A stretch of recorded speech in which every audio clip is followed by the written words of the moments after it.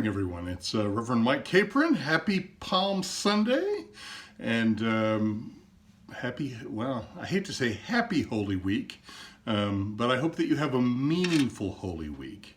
This is the week in which Christians reflect on the happy beginning of Jesus' triumphal entry into Jerusalem to cheering, enthusiastic crowds. Then on Thursday, he has the last meal with his disciples. He's betrayed by Judas, arrested in the garden, taken before the authorities for trial, condemned, put on a cross on what we somewhat oddly call Good Friday.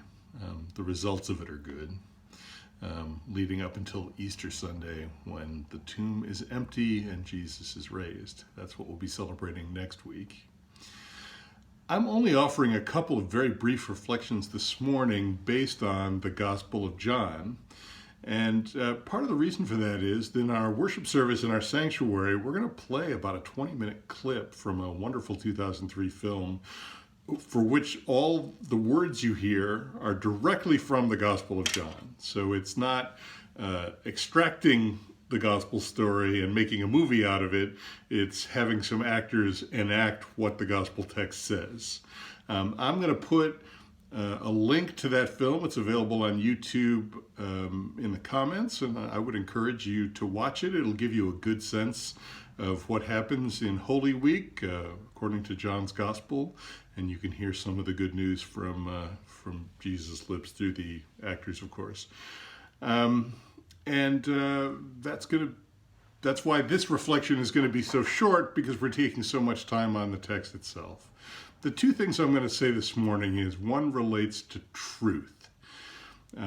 It's very interesting that in John chapter 3, Jesus has this to say.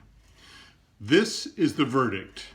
Light has come into the world, but people loved darkness instead of light because their deeds were evil.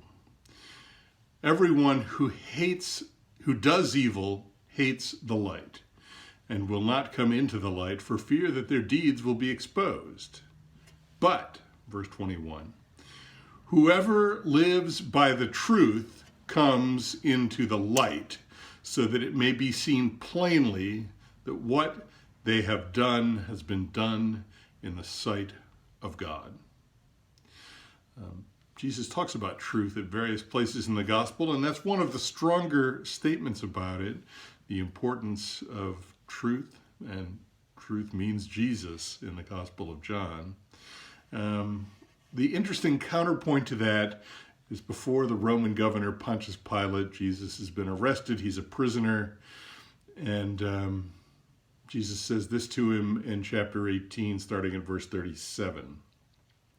Jesus answered, Pilate, you say that I am a king. In fact, the reason I was born and came into the world is to testify to the truth. Everyone on the side of truth listens to me. And Pilate's only reply is the inane, what is truth? For which he does not stand around and wait for an answer or engage in any kind of genuine seeking. More is the tragedy. The second thing I wanted to reflect on is that we've been using a commentary by Bruno Barnhart, which asserts that the center of the Gospel of John is in John 6, when Jesus is standing on the water and pronounces the divine name, I am, reminiscent of Exodus chapter 3, when the burning bush is talking to Moses, and it's God, and Moses says, who shall I say sent me? And God says, tell them I am sent you. There's an interesting echo of that I think supports Barnhart's case in John 18. I'm going to read verses 2 through 6.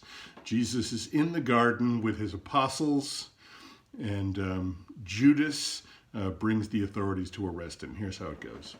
Now Judas, who betrayed him, knew the place because Jesus had often met there with his disciples. So Judas came to the garden, guiding a detachment of soldiers and some officials from the chief priests and from the Pharisees. They were carrying torches, lanterns, and weapons. Jesus, knowing what was going to happen to him, went out and asked them, "Who is it that you want?" "Jesus of Nazareth," they replied. I am, Jesus said. And Judas the traitor was standing with them. When Jesus said, I am, they drew back and fell to the ground. Why did they fall to the ground? Because something powerful was happening there. Yes, many Bible translations can somewhat reasonably translate that as I am he, but I am works just fine. That's Barnhart's case, that Jesus is again equating himself with God, with that statement, the pronunciation of the divine name. And this is kind of blowing my mind how amazing it is that God, immortal, invisible, God only wise, became a human being and walked among us, but through Jesus we see God the Father.